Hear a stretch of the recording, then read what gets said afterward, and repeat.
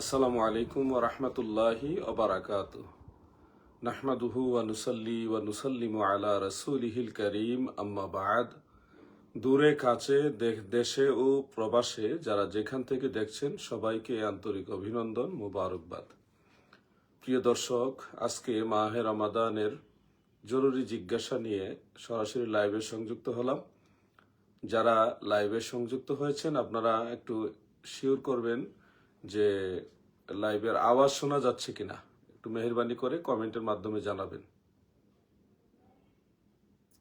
যারা লাইভে সংযুক্ত হয়েছেন একটু কমেন্টের মাধ্যমে জানাবেন যে আওয়াজ শোনা যাচ্ছে কিনা। অনেকেই সংযুক্ত হয়েছেন, আপনাদেরকে আন্তরিক ধন্যবাদ। এমডি শাওয়ান শাদির সঠিক আলোর পথ ওয়াচিং এ রয়েছেন। হাসান আহমেদ মাশাআল্লাহ লিখেছেন।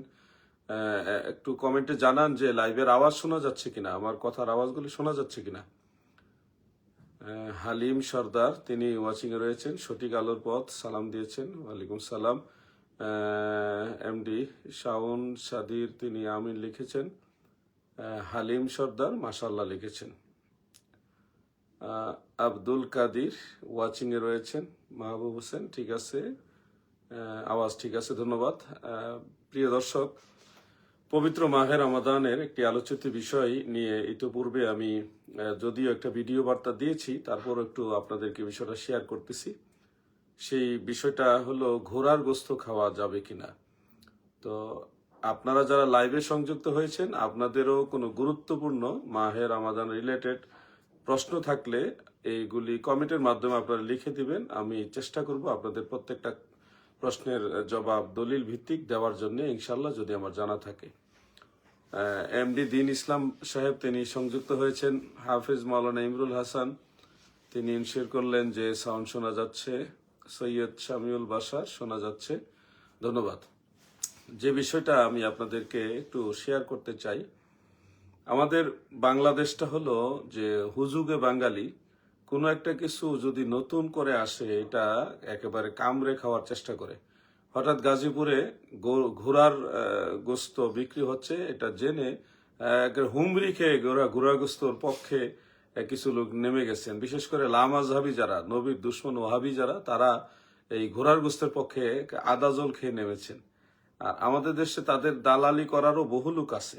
আপনারা জানেন লামাজহাবিরা বা কৌমিদের মধ্যে একটা গ্রুপ আছে, সবাই না, কৌমিদের মেজরিটি হলো মাযহাবের গুরুত্ব দেয়, আর কিছু আছে লামাজহাবিদের সাথে তাল মিলায়।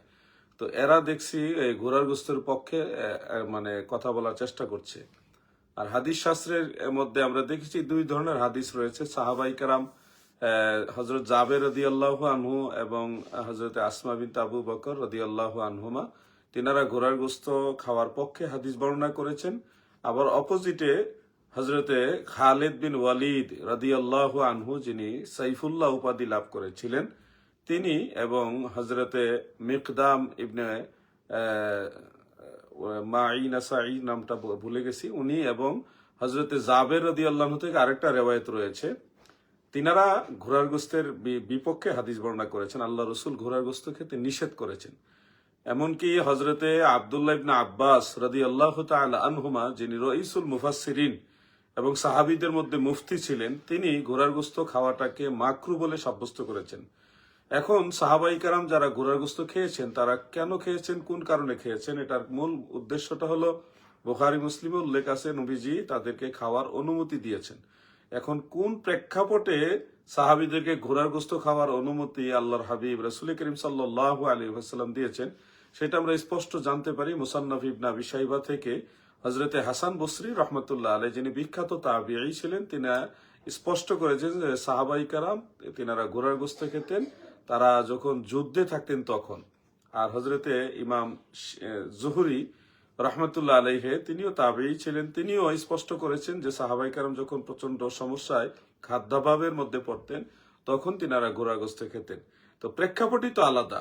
একটা জিনিস বুঝতে হবে, এই ঘোড়ার গোস্ত সম্পর্কে মুস্তাহিদ যারা, দ্বীনের বড় বড় ব্যারিস্টার যারা, তারা স্পষ্ট করে দিয়ে গেছেন যে আমরা যারা পরবর্তী মুসলমান রয়েছি, আমাদের চলার জন্য ঘোড়ার গোস্ত খাওয়ার ব্যাপারে সকল হাদিস গবেষণা করে ইমাম আজম ইমাম আবু হানিফা রহমতুল্লাহ আলাইহি তিনি বলেছেন এটা মাকরুহে তাহরিমা, অর্থাৎ এটা নিষিদ্ধ গুনার কাজ, খেলে আপনি অনেক বড় গুনাহগার হবেন। ইমাম মোহাম্মদ ইবনু হাসান এবং ইমাম আবু ইউসুফ তিনারা বলেছেন এটা মাকরুহে তানজিহি, কিন্তু জায়েজ বলেননি, বেলা শর্ত জায়েজ বলেননি।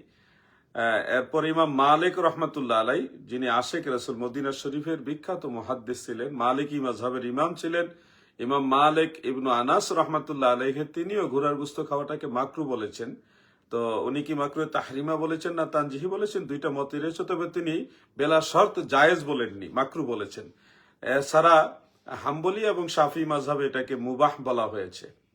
তো মুবাহটা আর মানে ওই যে মুবাহ মত এবং হানাফি মাযহাবে মাকরু মত, দুইটার মধ্যে তেমন একটা কন্ট্রাডিকশনও দেখছি না। কারণ মুবাহ তো ঠিক আছে, যখন ওই ধরনের পজিশন হবে, কন্ডিশন হবে, সিচুয়েশন হবে, তখন এটা মুবাহ হয়ে যাবে অটোমেটিকলি।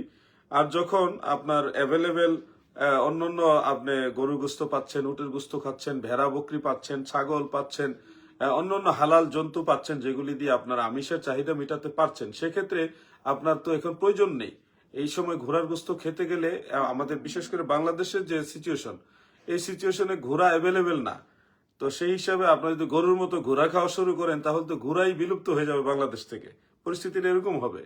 আপনি বলবেন যে এশিয়া মহাদেশের কোনো কোনো রাষ্ট্রের কথা, যে ওনারা ঘোড়ার গোস্ত খাচ্ছে, ওনারা অ্যাভেলেবেল। আমাদের যেমন বাংলাদেশে গরু চাষ হয়, গরু আলাদাভাবে তিনারা করেন, লালন করেন, এবং এটার ব্যাপারে ফ্যামিলিগতভাবে অনেকে এটা লালন করার চেষ্টা করেন, এটা আলাদা একটা গুরুত্ব দেওয়া হয়। অন্য অন্য দেশে যারা খাচ্ছে তারা ওইভাবে দিচ্ছে এবং তারা শাফি মাযহাবকে ফলো করছে। আপনি হানাফি মাযহাবের ফলোয়ার্স হয়ে আপনি আরেকজন ইমামকে অনুসরণ করবেন কি জন্যে? আর আমি তো দেখি সাহাবাই কারামদের মধ্যে যারা রইসুল মুফাসসিরিন আব্দুল্লাহ ইবনে আব্বাস রাদিয়াল্লাহু আনহুমার ফলোয়ার্স, যিনি আল্লাহর হাবিবের আপন চাচাতো ভাই এবং সাহাবীদের মধ্যে মুফতি ছিলেন, তিনি এই ঘোড়ার গোস্তটাকে মাকরু ফতোয়া দিয়েছেন। অন্যান্য সাহাবারা খেয়েছেন কোন প্রেক্ষাপটে, সেটা আবার হজরতে জুহুরি এবং হজরত হাসান বসরি রহমতুল্লাহ আলহিমা তিনারা স্পষ্ট করে দিয়েছেন। এই জন্য আমাদের মাযহাবের ইমাম আবু হানিফা রহমতুল্লাহ আলহে যে ফতোয়াটা দিয়েছেন, এটাই বেশি যুক্তিযুক্ত এবং দলিল দ্বারা প্রমাণিত। প্রিয় দর্শক, আপনাদের আরেকটা কথা মনে রাখা উচিত যে আমরা যে হাদিস শরীফগুলি উল্লেখ করি যে ঘোড়ার গোস্ত খাওয়া যাবে না, আল্লাহর হাবিব নিষেধ করেছেন, এই হাদিসটা সুনানু আবি দাউদ, সুনানু নাসাই এবং সুনান ইবনে মাজা, মুসনাদু আহমদ সহ অনেকগুলো হাদিস গ্রন্থের মধ্যে উল্লেখ। তো যারা শাফিঈ এবং হাম্বলি মাযহাবের ফলোয়ার্স মুহাদ্দিস ছিলেন, ওনারা এটাকে বিভিন্ন অভিযোগে অভিযুক্ত করেছেন। তো এই অভিযোগগুলো আমরা দেখেছি হানাফি মাযহাবের পক্ষে যারা হাফেজুল হাদিস ছিলেন, বড় বড় মুহাদ্দিস ছিলেন, মুস্তাহিদ ছিলেন, ওনারা আবার খণ্ডন করে দিয়েছেন। আমি আমার অবস্থান থেকে দেখলাম যে হানাফি মাযহাবের ইমামরা, মুহাদ্দিসরা যেইভাবে খণ্ডন করেছেন, ওই খণ্ডনটাই সবচেয়ে যুক্তিগ্রাহ্য খণ্ডন। কারণ শাফি মাযহাবের কিছু আলেম এনারা দাবি করেছেন যে খালেদ বিন ওয়ালিদ তিনি খাইবরের যুদ্ধে অংশগ্রহণ করেননি, তিনি ওই সময় মানে মুসলমান হননি। তো এই যে একটা দাবি রয়েছে, এই দাবি থাকতেই পারে, কিন্তু এই দাবিটা সঠিক নয়। ইমাম আবু দাউদ রাহমাতুল্লাহ আলাইহি ওই হাদিসের পরে আরেকটা রেওয়ায়ত উল্লেখ করেছেন, যে এই রেওয়ায়তটার মান একেবারে শক্তিশালী। সেখানে উল্লেখ হযরত মিকদাম ইবনে মাদি রাদিয়াল্লাহু আনহু, তিনি বলেছেন আমি খালেদ বিন ওয়ালিদের সাথে খাইবরের যুদ্ধে ছিলাম, এবং শক্তিশালী সনদ দ্বারা এটা প্রমাণিত। বিশেষ করে ইমাম ইবনু তুর্কুমানি রহমাতুল্লাহ আলাইহি, যিনি হাফিজুল হাদিস ছিলেন, তিনি জওহারুন নকির মধ্যে বিষয়টা পরিষ্কার করেছেন যে হযরতে খালিদ বিন ওয়ালিদ রাদিয়াল্লাহু তাআলা আনহু তিনি খাইবরের যুদ্ধে অংশগ্রহণ করেছেন, এর আগেই তিনি ইসলাম গ্রহণ করেছেন। এটা একেবারে সুস্পষ্ট, এটা একেবারে শক্তিশালী। কারণ 8ম হিজরিতে মুতার যুদ্ধ হয়েছে, সে মুতার যুদ্ধে হযরতে খালেদ বিন ওয়ালিদ রাদিয়াল্লাহু আনহু চতুর্থ সেনাপতি ছিলেন, এটা আপনাদের সকলের জানা আছে। 3 জন সেনাপতি শাহাদাত বরণ করার পরে তখন আল্লাহর হাবিবের নির্দেশনা মোতাবেক খালেদ বিন ওয়ালিদ সেনাপতির দায়িত্ব নিয়েছেন। এই ঘটনাটা ঘটেছিল 8ম হিজরিতে, এবং খাইবরের যুদ্ধটা 8ম হিজরিতেই। তো এই জন্যে শক্তিশালী মত থেকে আমরা যেটা বুঝি, সেটা সুস্পষ্টভাবে প্রমাণিত যে খালিদ বিন ওয়ালিদ রাদিয়াল্লাহু আনহু এর আগে ইসলাম গ্রহণ করেছিলেন। এবং কেউ কেউ বলেছেন উনি ফতেহে মক্কার পরে ইসলাম গ্রহণ করছেন। এই মতটা দুর্বল এবং বাস্তবতা বিরোধী মত থাকতে পারে। প্রত্যেকটা মতের প্রতি সম্মান রেখে যেটা বেশি শক্তিশালী সেটা আমরা গ্রহণ করব। অতএব আমি আপনাদেরকে স্পষ্ট করে এটাই বলতে চাই যে হানাফি মাযহাবের ফুকাহে কেরাম যেটা বলেছেন এটা সঠিক বলেছেন, শক্তিশালী দলিল দ্বারা এটা প্রমাণিত বিধায় বলেছেন। আল্লাহর হাবিব রাসূল করিম সাল্লাল্লাহু আলাইহি ওয়াসাল্লাম সাধারণত ঘোড়ার গোশত খেতে নিষেধ করেছেন। আপনারা এগুলি থেকে বিরত থাকবেন। আল্লাহ তাআলা সবাইকে বুঝার তৌফিক দেন, আমিন। আমি আপনাদের কিছু প্রশ্ন এবার নেওয়ার চেষ্টা করব ইনশাআল্লাহ। যাদের জরুরি প্রশ্ন আছে আপনারা কমেন্টের মাধ্যমে দিবেন, যেগুলি আমার নজরে পড়ে ইনশাআল্লাহ আমি চেষ্টা করব আপনাদের জবাব দেওয়ার জন্যে। এমডি ফাহিম হোসেন তিনি ওয়াচিং এ রয়েছেন। মুস্তাফিজুর রহমান মুন্না তিনিও আমাদের সাথে সংযুক্ত হয়েছেন। আরিফুল ইসলাম ওয়াচিং এ রয়েছেন এবং তানবীর হোসেন তিনিও আমাদের সাথে সংযুক্ত হয়েছেন। শাহের মোহাম্মদ শাহিন আলম তিনিও ওয়াচিং এ রয়েছেন। মনির জামশেদ এম মনির জামশেদ তিনিও সংযুক্ত। ফাহিম আহমেদ তিনিও রয়েছেন। আমরা গুরুত্বপূর্ণ দুই একটা প্রশ্ন নেওয়ার চেষ্টা করব ইনশাআল্লাহ। চিশতি রাসূলুল্লাহ সম্পর্কে বলেন। অনেকে এই কারণে খাজা মুঈনুদ্দিন চিশতি বা চিশতি তরিকার সম্পর্কে খারাপ কথা বলে। ওনাদের কালেমা আসলেও কি এইটা ছিল? আমার যতটুকু জানা আছে, খাজা গরিবে নওয়াজ সুলতানুল হিন্দ, সুলতানুল আউলিয়া মুঈনুদ্দিন চিশতি আজমেরি সানজারি রাদিয়াল্লাহু আনহু, তিনি আল্লাহর হাবিব থেকে ইলমে লাদুন্নি অর্জন করেছেন, যার কারণে তিনাকে আতায়ে রসুল বলা হয়। আল্লাহর নবী নিজে তাকে ইলমে লাদুন্নি দিয়েছেন আল্লাহ তাআলার নির্দেশে, এবং সেখান থেকে মদিনা মুনাওয়ারা থেকে হযরতে খাজা গরিব নওয়াজ ভারতবর্ষে এসেছেন এবং জাহিরি এবং বাতিনি দুই প্রকার শক্তি দিয়ে ভারতবর্ষে ইসলামের বিরোধী শক্তিকে পরাস্ত করে ইসলামের পতাকা উড়িয়েছেন এবং আল্লাহর রসুলের কালেমা প্রচার করেছেন, লা ইলাহা ইল্লাল্লাহ মুহাম্মাদুর রাসূলুল্লাহ সাল্লাল্লাহু আলাইহি ওয়াসাল্লাম। এই ভারতের মুসলমানদেরকে কালেমা শিক্ষা দিয়েছেন হলো খাজা গরিবে নওয়াজ। আর তিনার সম্পর্কে যদি বলা হয় যে উনি নবীজির নাম বাদ দিয়া চিশতি রাসূলুল্লাহ বলেছেন, তাহলে এটা কতটুকু মিথ্যা তোহমত হতে পারে? এটা তো বিবেকই আপনাকে বলে দিবে যারা মিথ্যাবাদী। কোন বইয়ের মধ্যে যদি এই কথাটা থাকে সেটা অবশ্যই যাচাই বাছাই বা কে লিখেছে, কত হিজরিতে বা কত সনে খ্রিস্টাব্দে এটা ছাপা হয়েছে এবং এটা যথার্থতা সত্যতা যাচাই করার অবশ্যই প্রয়োজন রয়েছে। একটা বইয়ের মধ্যে একটা ঘটনা থাকলেই এটা একেবারে অকাট্যভাবে দলিল হয়ে যায় না। মনে রাখবেন, এই বিষয়গুলি অনেক সময় উম্মতে মুসলিমার মাঝে বিভেদ বা বিভ্রান্ত তৈরি করার জন্য একটা মহল কাজ করেছিল, এখনো করছে। খাজা গরিবে নওয়াজ যদি চিশতি রাসূলুল্লাহ এটা শিখায় থাকে, তাহলে এই দেশে কালেমা তাইয়্যিবা শিখাইছে কারা? এই ওয়াহাবিরা, এই লামাযহাবিরা শিখাইছে? তারা কি ওই সময় ছিল? উনি খাজা গরিবে নওয়াজ যে সময় ইসলাম প্রচার করে তখন কি নজদির গোষ্ঠীরা ছিল? কেউ তো ছিল না। তো উনি যদি মুহাম্মদ রাসূলুল্লাহ না শিখাই থাকে, তাহলে ওয়াহাবিদেরকে এই কালেমা শিখাইলো কারা? ওয়াহাবিদেরকেও যারা এই পর্যায়ক্রমে এই পর্যন্ত তারা কালেমা শিখেছে, তারাও তো আল্লাহর ওলিদের মাধ্যমে শিখেছেন। অতএব বিষয়গুলি বুঝতে হবে। কিছু কিছু ঘটনা কিছু কিছু বই পুস্তকে থাকে, আছে, এবং সেগুলি থাকলেই যে দলিল হয়ে গেছে তা না। অনেক কিছু জাল জালিয়াতি হয়, বিভিন্ন প্রেক্ষাপটের আলোকে বিভিন্ন ঘটনা উল্লেখ করা হয়েছে। বাস্তবতা ভিন্ন জিনিস, বাস্তবতা ভিন্ন জিনিস। আল্লাহ তাআলা আমাদের সবাইকে আল্লাহর ওলিদের সম্পর্কে ভালো ধারণা রাখার তৌফিক দেন, আমিন। আমরা আরো কিছু প্রশ্ন নেওয়ার চেষ্টা করব ইনশাআল্লাহ। আরেকজন ভাই লিখেছেন, এমডি ইকবাল হোসেন আল মুজাদ্দিদি লিখেছেন, ওয়ালাইকুম সালাম, সালাম দিয়েছেন। দিনের বেলায় টুথপেস্ট দ্বারা কি ব্রাশ করা যাবে? রোজাদার অবস্থায় দিনের বেলায় টুথব্রাশ ব্যবহার করা এটা যাবে, কিন্তু আপনি এটা যদি সাহারি সময় করে নেন বেটার। তবে রোজা অবস্থায় সতর্কতার সাথে করতে পারবেন, এতে রোজা ভঙ্গ হবে না। এটা আপনার সতর্কতার সাথে করতে পারেন, তবে বেটার আপনি সাহারি সময় করে নেওয়া। মনে রাখবেন যে মহিলারা রান্না করার সময় ওনারা যদি তরকারির ঝোল, লবণ বা মশলা কতটুকু হয়েছে এটা যাচাই করার জন্য জিহ্বাতে একটু ঝোল নেন, নিয়ে টেস্ট করেন, সেক্ষেত্রে ওনাদের জন্য এটা বৈধ আছে। স্বামীর চাপে পরে যদি এটা করতে হয় করতে পারবেন, রোজা ভাঙবে না যদি সতর্কতার সাথে মা বোনের এটা করে থাকেন। কিন্তু এমনিতে বেটার হলো আইডিয়ার উপরে জিহ্বা এটা না নিয়ে করে নেওয়া, তরকারিটা রান্না করে নেওয়া। এই হলো প্রেক্ষাপট, প্রেক্ষাপটের উপরে মাসআলা। আল্লাহ তাআলা বুঝার তৌফিক দেন, আমিন। আকিকার বিষয়টা বললে উপকৃত হব। ছেলে হলে গাছি দিতে হবে। আসলে লেখাটা মনে হয় খাসি হবে। আকিকা এটা সুন্নত, আকিকা দিতে হবে। সন্তান জন্ম হলে ছেলে সন্তানের পক্ষে 2টি ছাগল বা খাসি, অথবা মেয়ে সন্তান হলে 1টি ছাগল বা 1টি খাসি আপনি জবাই করে মানুষকে খাওয়াবেন, নিজেরাও খেতে পারবেন, মানুষকে খাওয়াতে পারবেন। যেহেতু এটা আকিকা, আকিকাটা এমন জিনিস যে সন্তানের পক্ষ থেকে যদি আকিকা আদায় না করেন তাহলে ওই সন্তানের উপরে সবসময় বালা মুসিবত রোগ বেমার লেগেই থাকে। তো এই জন্য অবশ্যই সন্তান জন্ম হওয়ার পরে আকিকা দিয়ে দিবেন। আল্লাহ রসুল সাল্লাহ ইসলাম নিজেই নিজের আকিকা আদায় করেছেন এবং নবীজির দাদাও আকিকা আদায় করেছেন। আল্লাহ নবী সাল্লাহ আলি সাল্লাম ইমাম হাসান হুসাইন রাদি আল্লাহ তাল আনহুমার পক্ষ থেকেও আকিকা দিয়েছেন। আকিকা সুন্নাহ, অবশ্যই এটা আদায় করার চেষ্টা করবেন। ধন্যবাদ আপনাকে। এমডি মুস্তাফিজুর রহমান মুন্না তিনি লিখেছেন, হুজুর মুজাদ্দিদ আল ফিসানি কি হানাফি মাযহাবের ছিলেন? আর কাদেরিয়া, চিস্তিয়া, নকশবন্দিয়া ইমাম কোন মাযহাবের ছিলেন?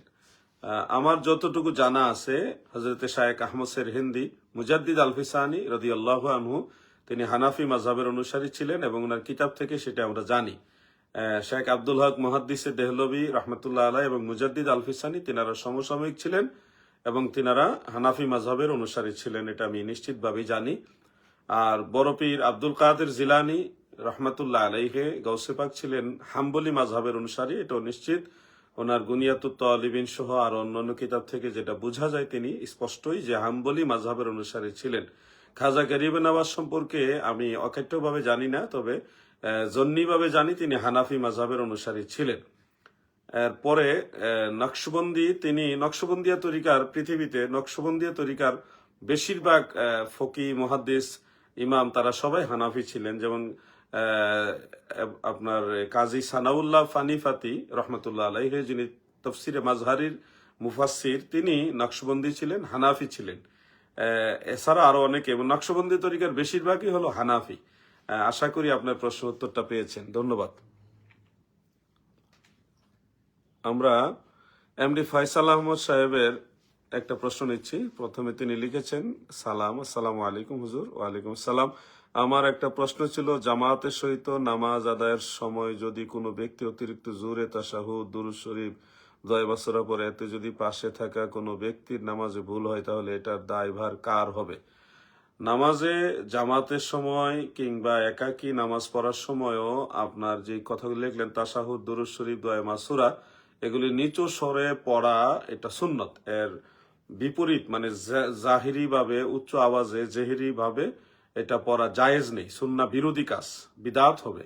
এই জন্য আস্তে পড়ার ক্ষেত্রে ওইটুকু আস্তে পড়বে যেটুকু আস্তে পড়লে সে নিজেই নিজের পড়াটা বুঝতে পারছে এরকম। আর এত জোরে পড়বে না যেন আরেকজনের নামাজের ব্যাঘাত ঘটে, তাহলে ওইটা অবশ্যই পাশের মুসল্লির উপরে জুলুম করা হবে। অবশ্যই পরামর্শ রইল, যিনি ওইভাবে উচ্চ স্বরে বা একটু বেশি আওয়াজ করে পড়তে চাচ্ছেন তারা যেন আর একটু আওয়াজটা কন্ট্রোল করেন, যেন পাশের মুসল্লিদের বিঘ্ন না ঘটে। অবশ্যই সেইটার জন্য আল্লাহ তাআলার কাছে আপনার নামাজে বিঘ্ন ঘটানোর কারণে সে আল্লাহ তাআলার কাছে জবাবদিহিতার আওতায় আসতে পারে। আল্লাহ তাআলা সবাইকে বোঝার তৌফিক দেন, আমিন। আমরা আরো কিছু প্রশ্ন নেওয়ার চেষ্টা করবো ইনশাআল্লাহ।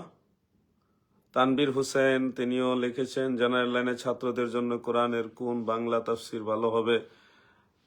জেনারেল লাইনের ছাত্রদের জন্য আপনি তফসিরে মাজহারি পড়তে পারেন। তফসিরে মাজহারি এটা হানাফি এবং আহলে সুন্নাহ ওয়াল জামাতের এবং তাসাউফপন্থীদের অনুকূলে আপনি সেটা পড়তে পারেন, এটা আপনার জন্য সবচেয়ে ভালো হবে। আর তফসির ইবনে কাসির এটা শাফি মাজহাবের, এই জন্য অনেক মাসআলা আপনারা পড়লে আপনারা বিভ্রান্ত হয়ে যাবেন যে আমরা এইভাবে করি, এটার মধ্যে লেখা আছে ওইভাবে, পেশ লাগিয়ে যাবে। এটা আলেমরা পড়বে, আপনারা তফসিরে মাজহারি পড়েন, সেটার জন্য আমি আপনাদেরকে নির্দেশনা দিব ইনশাআল্লাহ। দুলাল উদ্দিন মেহেদি হাসান তিনি লিখেছেন, হুজুর দাওয়াত ইসলামী সুন্নিরা মসজিদে 3 দিন মাদানী কাফেলা করে মসজিদে থাকিয়া নেক আমল করে, এটা কি জায়েজ? মসজিদে থাকিয়া বলতে ওনারা যদি এতেকাফের পূর্ণাঙ্গ সুন্নতের হক আদায় করে এতেকাফ করে থাকেন, মসজিদে থাকেন, তাহলে আমাদের কোনোই কথা নেই এবং সেটা থাকতেই পারে, করতে পারে। কিন্তু যদি ওহাবিদের মতো ওই সিস্টেম হয়ে যায় যে সকালে ঢুকতেছে, ঢুকে দুপুরের আগে আবার বের হইতেছে, আবার দুপুরে পরে ঢুকতেছে, আবার বের হইতেছে, তখন এটা ইমামে আজমের ফতোয়া মোতাবেক এতেকাফ হবে না, এটা টোটালি একটা তামাশার মধ্যে গণ্য হয়ে যাবে। স্পষ্টত যে এতেকাফ নিয়ম মাফিক করতে হবে এবং রসুল পাকের সুন্নাহের দাওয়াতও দিতে হবে, সবটা ব্যালেন্স করে করবেন। রাত্রিবেলায় মসজিদে ঘুমানোর কোনো বিধান নেই যদি এতেকাফকারী না হয়। এতেকাফকারী হইলে ঘুমাইতে পারবেন। এ ব্যাপারে বিস্তর আলোচনা রয়েছে, আমি মুখতাসার আপনাকে জবাব দিলাম। আকিকার ক্ষেত্রে একটা গরু কয়জন ছেলে সন্তানের জন্য প্রযোজ্য? একটা গরুতে দুই শরিক আপনি আকিকার ক্ষেত্রে একটা ছেলে সন্তানের জন্য কুরবানি দিবেন বা জবাই করাবেন। দুই শরিক দুইটা ছাগলের সমতুল্য। ধন্যবাদ। আরেকজনে প্রশ্ন লিখেছেন গোলাম মাহমুদ আর মিরাজ। আজকে একজনের আলোচনা শুনলাম যে হজরত বরফির সাহেব রহমতুল্লাহ আলাইহে তিনি নাকি নামাজের রফল ইয়াদেন করতেন, এটা কতটুকু সত্য দয়া করে জানাবেন। বরফির আব্দুল কাদের জিলানী রহমতুল্লাহ আলাইহে তিনি হানাফি মাযহাবের অনুসারী ছিলেন না, তিনি হাম্বলি মাযহাবের অনুসারী ছিলেন। ইমাম আহমদ বিন হাম্বল রহমতুল্লাহ আলাই তিনি বাগদাদের বাসিন্দা এবং বাগদাদি তিনার মাজার, গাউসে পাকেরও মাজার হলো বাগদাদ শরীফে। তো সেই হিসেবে তিনি হাম্বলি মাযহাবের অনুসারী। হাম্বলি মাযহাবের রায় হলো রফউল ইয়াদাইন করতে হবে, এজন্য তিনি এটা করেছেন। কিন্তু অন্য তরিকতের ইমামরা, তারা যারা হানাফি ছিলেন, তারা তো রফউল ইয়াদাইন করেননি। মুজাদ্দিদ আলফি সানি, তিনি 1000 বছরের মুজাদ্দিদ, দ্বিতীয় সহস্রাব্দীর মুজাদ্দিদ, তিনি তো রফউল ইয়াদাইন করেননি। দেখবেন এরা গাউসে পাকের তুলনা বা উদাহরণটা আপনাদের শোনাবে, কিন্তু মুজাদ্দিদ আলফি সানির উদাহরণটা শোনাবে না, কারণ এটা শোনাইলে এটা তাদের পক্ষে যায় না। পক্ষে যাবে গাউসে পাকেরটা, কারণ গাউসে পাক তো হানাফি না, উনি হাম্বলি, তো উনারটা তো তাদের পক্ষে যায়। কিন্তু মুজাদ্দিদ আলফি সানি, খাজা গরিবে নওয়াজ, মাইনউদ্দিন চিশতি, ওনাদেরটা বলবে না, কারণ ওটা বললে ওনাদের পক্ষে যাবে না। এগুলি ধান্দাবাজ, এদের থেকে সাবধান থাকবেন। হানাফি মাযহাবের অনুসারীরা রাসূল পাক সাল্লাল্লাহু আলাইহি সাল্লামের সুন্নাহ এর উপরে প্রতিষ্ঠিত। ইমামে আজম আবু হানিফা রাহমাতুল্লাহ আলাইহি এবং অন্যান্য বড় বড় মুস্তাহিদরা রাসূল পাকের সমস্ত হাদিস চুলছেড়া বিশ্লেষণ করে রফউল ইয়াদাইন একবার করার ফয়সালা দিয়েছেন, এটাই সুন্নাহ, ওইভাবে আমল করবেন। ধন্যবাদ। আমরা আরো কিছু প্রশ্ন নেওয়ার চেষ্টা করছি। এমডি মিজান, শিজাদ, মুহাম্মদ সাইম, পাক পাঞ্জাতনের নামে 5টি মোমবাতি জ্বালানো জায়েজ কি? না, পাক পাঞ্জাতন মানা যাবে, কিন্তু এই উনাদের নামে 5টি মোমবাতি জ্বালানো অপ্রয়োজনীয় কাজ, এটা কোনো প্রয়োজন নেই। পাঞ্জাতনের নামে মিলাদ শরীফ পড়ান, তবারক সিন্নি করেন, যে কোনো নেক আমল করেন, এটা জায়েজ। কিন্তু এই মোমবাতি আপনি কেন জ্বালাবেন? এটা কে বলেছে জ্বালাইতে আপনাদেরকে? আহলে বাইতের রাসূল তো বলেননি, কোন আল্লাহর ওলিও বলে যাননি। যারা বলছে এরা ভণ্ড, এরা সূরা ফাতিহা ঠিক মতো পড়তে পারে না, ভালো মতো একটা খুতবা দিতে পারে না, এই ভণ্ডগুলি এগুলি চালিয়ে দিয়েছে। আর বাতেলরা এগুলি দেখে হাসে। কেন আপনি মোমবাতি জ্বালাবেন? কোনো প্রয়োজন নেই। আপনারা ভালো কাজ করুন, পাঞ্জাতনের নামে মিলাদ পড়েন, জিকির আজকার করেন, দোয়া মাহফিল করেন, আলোচনা মাহফিল করেন, যে কোনো ন্যাক আমল করেন, পাঞ্জাতনের পক্ষে আপনারা এটা করেন। কিন্তু মোমবাতি কিসের জন্য জ্বালাবেন? কে বলেছে? মাওলা আলী বলেছেন? না। ইমাম হাসান পাক বলেছেন? না। ইমাম হুসাইন পাক বলেছেন? না। খাতুনে জান্নাত বলেছেন? না। কেউ তো বলেননি আপনাকে মোমবাতি জ্বালাইতে, আপনি কেন জ্বালাচ্ছেন? বড় 4 মাযহাবের ইমামরা বলেছে? বলেনি। 4 তরিকের ইমামরা বলেছে? না। কোন উল্লেখযোগ্য আল্লাহর ওলি বলেছে? আমরা সেটাও দেখি না। তাহলে কে এটা চালাচ্ছে? যারা চালাচ্ছে এগুলি হলো ভণ্ড, এদের সাথে আহলে সুন্নাহ ওয়াল জামাতের কোনো সম্পর্ক নেই। আল্লাহ বুঝার তৌফিক দেন, আমিন। আসসালামু আলাইকুম হুজুর, মহিলারা জামাতে নামাজ পড়তে পারবে তারাবি নামাজ? কারণ এখন দেখতেছি ইসলামী ফাউন্ডেশন মহিলাদের নামাজে জামাতে শুরু হয়েছে, এটার উত্তর দিবেন একটু। মহিলাদের জামাতে নামাজ পড়ার মাসআলা মনে রাখবেন, নরমালি যে কোনো নামাজের জামাতের উদ্দেশ্য করে ঘর থেকে বের হওয়া তাদের জন্য মাকরুহে তাহরিমা, এটা নিষিদ্ধ। সাহাবায়ে কেরামের জমানায় প্রিয় নবীজির হাদিসের অনুকূলে সর্বসম্মতিক্রমে সিদ্ধান্ত হয়েছে মহিলারা কোনো নামাজের জামাতে যাবে না। এই সিদ্ধান্ত কোনো মাযহাবের না, এই সিদ্ধান্ত সমস্ত সাহাবায়ে কেরামের সিদ্ধান্ত। এবং সাহাবারা কেন এই সিদ্ধান্ত নিয়েছেন? উত্তর হলো তারা আল্লাহ রসুলের সেই হাদিসকে ফলো করেছেন যে নবীজি মহিলাদের ঘরে নামাজ পড়ার জন্য উদ্বুদ্ধ করে গেছেন। সেই হাদিস ফলো করে হযরত উমর রাদিয়াল্লাহু আনহুর খেলাফতের আমলে সমস্ত সাহাবারা একমত হয়েছে মহিলারা ঘরে নামাজ পড়বে। সেই সিদ্ধান্ত অনুযায়ী কোনো প্রকার নামাজের উদ্দেশ্য করে মহিলারা জামাতের উদ্দেশ্যে মসজিদে যাবেন না। হ্যাঁ, হজের সময় সেটা হজ যেহেতু ওনাদের জন্য ফরজ, কারো একটা হজ নফল হোক, কিন্তু একটা কাজ সেখানে সম্পাদন করছেন, একটা আমল, হজ একটা আমল, উমরা একটা আমল, মসজিদে নববী রাসূল পাকের জিয়ারতের উদ্দেশ্য করে সেখানে গিয়েছেন। উদ্দেশ্য সেখানে মূলত জামাতে নামাজ পড়ার উদ্দেশ্য ওনারা বের হননি, ওনারা বের হয়েছেন আল্লাহ রসুলের জিয়ারতে। তো ফতোয়া আলমগীরের মধ্যে মাসআলা রয়েছে, মহিলারা যদি কোন স্পটে পূর্ব থেকে উপস্থিত থাকেন যেখানে নামাজের জামাত শুরু হচ্ছে, এবং সেই অবস্থায় তিনি যদি কোনো কাতারে সামিল হন যেখানে সামিল হওয়া প্রয়োজন এবং জামাতে নামাজ আদায় করেন, তাহলে ওনার নামাজ আদায় হয়ে যাবে, এতে সে গুনাহগার হবে না। কিন্তু উদ্দেশ্য করে ঘর থেকে মসজিদে গিয়ে মহিলার জামাতে নামাজ পড়ো, ওইটা নিষেধ।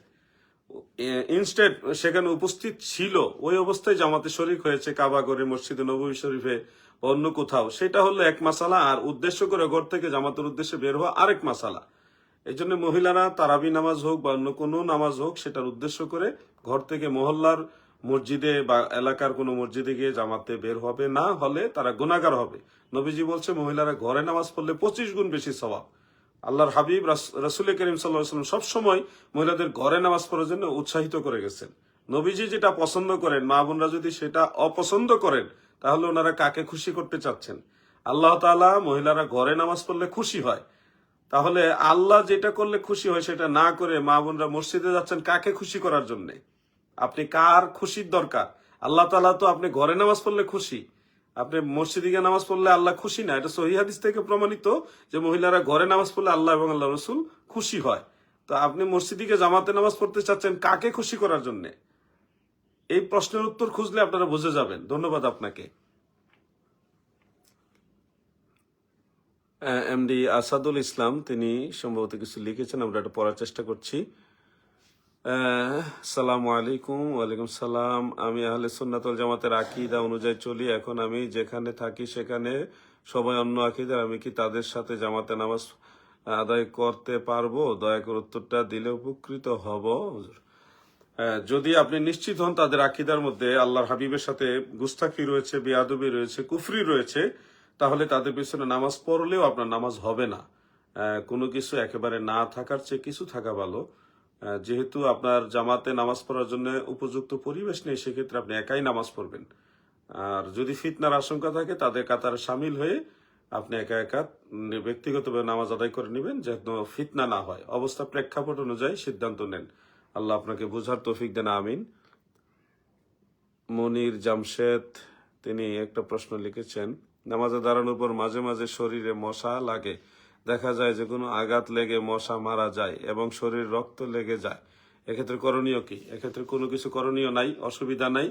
আপনারা আশ্চর্য হয়ে এই জমানায় মশা মেরে মাসালা জিজ্ঞাসা করতেছেন অসুবিধা হবে কিনা। আর মানুষ মেরে ফেলতেছে, জায়গা জায়গা মানুষ মেরে ফেলতেছে, বড় বড় পশু মেরে ফেলতেছে, অন্যায় জুলুম অত্যাচারের সর্বোচ্চ সীমা অতিক্রম করেছে এই বর্তমান প্রেক্ষাপটে, বর্তমান সময়ে। সেগুলি নিয়ে কারো মাথা ব্যথা নাই। মাথা ব্যথা হইলো মশা মারছি, অসুবিধা হবে কিনা। আরে কিয়ামতের আলামত, কোথায় যাব?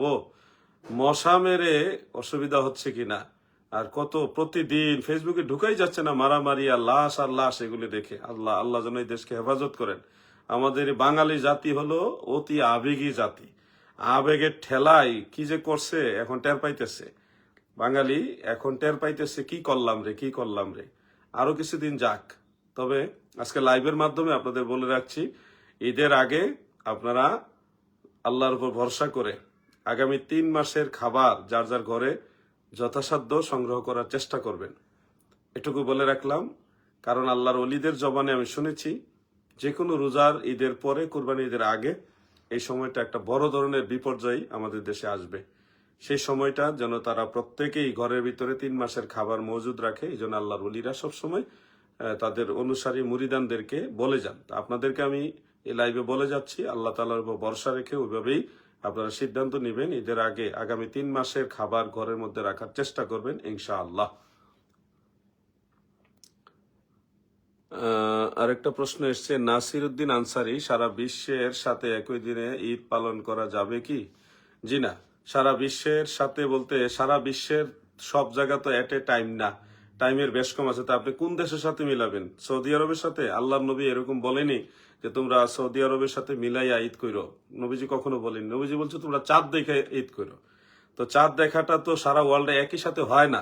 এই জন্যে নবীজির কথার মধ্যে হেকমত রয়েছে। রসুল করিম সাল্লাল্লাহু আলাইহি সাল্লাম যদি বলতেন যে মদিনার সাথে মিলিয়ে তোমরা ঈদ করো, মক্কার সাথে মিলিয়ে তোমরা ঈদ করে, তাহলে একরকম হইতো। নবীজি বলছে তোমরা চাঁদ দেখে রোজা রাখো, চাঁদ দেখে ঈদ করে। তাহলে চাঁদ কি সারা ওয়ার্ল্ডে একসাথে দেখা যায়? সৌদি আরব যে সময় দেখে এর একদিন আগেও চাঁদ দেখা যায় আরব বিশ্বের মধ্যেই। এটা গত বছর এবং এর আগের বছর আমরা দেখেছি। অতএব আপনারা কোনো নির্দিষ্ট দেশকে কেন্দ্র করে যদি রোজা রাখেন, এটা আল্লাহর হাবিবের সিদ্ধান্তের বিপরীত হবে।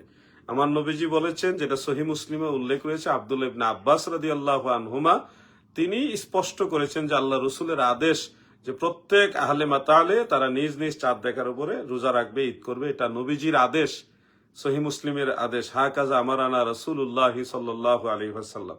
অতএব সারা বিশ্বে একদিনে আপনি করবেন কোন দেশকে ফলো করে?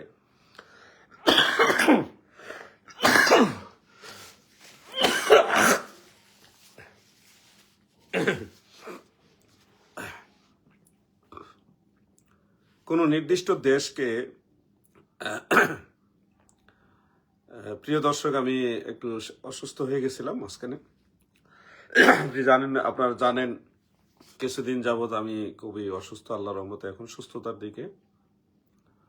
তো যেটা বলছিলাম যে সারা বিশ্বে একই দিনে করতে গেলে নির্দিষ্ট একটা জায়গা আপনি ঠিক করতে হবে যে ওই জায়গাকে কেন্দ্র করে আমরা একসাথে রোজা রাখবো। তো কোন দেশকে আপনি ফিক্সড করবেন? সৌদি আরবকে ফিক্সড করলে আপনি সৌদি আরবকে ফিক্সড করবেন কোন দলিলের আলোকে? নবীজির কোন হাদিসের আলোকে? কোন সাহাবীর আলোকে? নবীজিতেও নির্দিষ্ট কোনো দেশকে ফিক্সড করেননি। সৌদি আরবের আগেও তো চাঁদ দেখা যায় অন্য অন্য রাষ্ট্রে, তো সেটা তো সৌদি আরব ফলো করে না, খোদ সৌদি সরকারও এটা ফলো করে না। প্রত্যেক রাষ্ট্রই তাদের নিজস্ব চাঁদ দেখার উপর রোজা রাখেন। আমাদের দেশে কিছু মানুষ, বাঙালি মানে অতি উৎসাহী, অতি উৎসাহী, আবেগের ঠেলা কি যে করে এগুলো বোঝা মুশকিল। অতএব সিদ্ধান্ত বুঝতে হবে। অনেকে হানাফি মাযহাবের দোহাই দেয় যে হানাফি মাযহাবে আছে এক জায়গায় চাঁদ দেখলে সারা দিয়ে পৃথিবীতে রোজা রাখতে হবে। হানাফি মাযহাবের কয়টা কিতাব পড়েছেন আপনি? দুই চারটা কিতাব পড়লে হবে না, জানতে হবে আপনাকে। হানাফি মাযহাবের প্রাচীন যে মুস্তাহিদ যারা ছিলেন, ইমাম আজমের পরে সাহেবাইন রয়েছে, জাহির রেওয়াতের কিতাব রয়েছে। সরাসরি জাহির রেওয়াতের নামে একটা এবারও চালাই দিলে হবে না, এটা জাহির রেওয়াতের কিতাবে থাকতে হবে। কেউ যদি বলে বুখারী শরীফ এটা আছে, কিন্তু বুখারী শরীফে আসলে নাই, এটা কি মেনে নেবেন? যাচাই করতে হবে না আমাদেরকে। তাসামু হতেই পারে যে কোনো মানুষের একটা, আমাদের যে কেউ যদি বলি অমুক একজন মুস্তাহিদ উনি মাসুম, নিষ্পাপ, নির্ভুল, এই চিন্তাটা মাথা থেকে ঝেড়ে দেন। ভুল হতে পারে, আমার আপনার ভুল হতে পারে, ইমামদের ক্ষেত্রে তাসামু হতে পারে, এটা অস্বাভাবিক না, অসম্ভব না। জাহির রেওয়ায়তের মূল যে রেওয়ায়ত সেটা থেকে প্রমাণ হয় নিজ এলাকায় চাঁদ দেখে রোজা রাখা, ঈদ করা, এটাই রাইট। এরপরে ইমাম আবুল হাসান কারখি রহমতুল্লাহ আলাই, ইমাম আবুল হাসান কুদুরি রহমতুল্লাহ আলাইহে, শামসুল আইম্মা ইমাম সারাকসি রহমতুল্লাহ আলাইহি, বড় বড় ইমাম যারা, বড় বড় মুস্তাহিদ যারা, প্রাচীন প্রায় 21 জন মুস্তাহিদের তালিকা আমি নিয়ে আসছি, প্রাচীন ইমাম কাজী খানেরও আগের, তারা সবাই বলেছে নিজ নিজ এলাকায় চাঁদ দেখে রোজা রাখবে এবং ঈদ পালন করবে। এটাই হানাফি মাযহাবের রায়। এখন এই বিষয়গুলো আপনাদের বুঝতে হবে। প্রিয় দর্শক, আমি আর লাইভ লম্বা করতে চাচ্ছি না, আমি দ্রুত দুই একটা প্রশ্ন উত্তর দিয়ে লাইভ থেকে বিদায় নেব। নবীজির প্রশ্নটা মুহাম্মদ সায়েম চলে যায়। নবীজির জানাজায় কোন 3 দিন কেন 3 দিন দেরি হয়েছিল এবং নবীজির জানাজার ইমাম কে ছিলেন? আল্লাহর হাবিবের জানাজার ইমামতি করার কেউ ছিলেন না, ইমামবিহীন সবাই যার যার ব্যক্তিগতভাবে সালাত ও সালাম আদায় করেছেন, এটা হলো চূড়ান্ত কথা। আর রসুল পাকের জানাজা, অনানুষ্ঠানিক জানাজা, এটা আদায় করতে 3 দিন বা দাফন মোবারক সম্পন্ন হতে 3 দিন দেরি হয়েছে। মূলত সারা মুসলিম উম্মাহ তখন মদিনা শরীফে গিয়েছেন এবং একে একে একজনের পর একজন সবাই সালাতু সালাম দিয়েছেন। তো লক্ষ লক্ষ লক্ষ লক্ষ সাহাবী, তারা একজন একজন করে, নারী পুরুষ বালক বালিকা সবাই সালাম দিয়েছেন। লম্বা একটা সময় লাগার কথাটা স্বাভাবিক। তো সেই কারণেই মূলত 3 দিন দেরি হয়েছে। অরিজিনালি এখানে সাহাবীদের মধ্যে কোনো দ্বন্দ্ব, ঝামেলা, ঝগড়া এগুলির কারণে না। ফাঁকে খেলাফত নিয়ে সাহাবীদের মধ্যে একটু আলোচনা হয়েছে, খলিফা নিয়ে আলোচনা হওয়া, এটা হতেই পারে। একটা মতের সিদ্ধান্তে একজন খলিফা হয়েছে এবং সেটা পরবর্তীতে সকল সাহাবাইকারা মেনে নিয়েছেন। কিন্তু এটার কারণে মূলত নবীজির দাফন মোবারক দেরি হয়েছে, বিলম্ব হয়েছে, এরকম নয়। মোহাম্মদ শামীম ইসলাম, ইসমাইল হুসাইন, আমাদের এমডি আলামিন, তিনি সংযুক্ত হয়েছেন। আকায়েদ আহলে সুন্নাহ নামে একটা আইডি, মোহাম্মদ সাইম, এনারা শামীম রেজা আত্তাহিরি সংযুক্ত হয়েছেন। তাসিন ইসলাম, হাফিজ রুহুল আমিন জালালি তিনি সংযুক্ত হয়েছেন। তরিকুল ইসলাম ওয়াচিং এ রয়েছেন। যারা সংযুক্ত হয়েছেন সবাইকে আন্তরিক ধন্যবাদ, শুকরিয়া জানিয়ে আজকের মতো লাইভ থেকে বিদায় নিচ্ছি। আসসালামু আলাইকুম ওয়া রাহমাতুল্লাহ।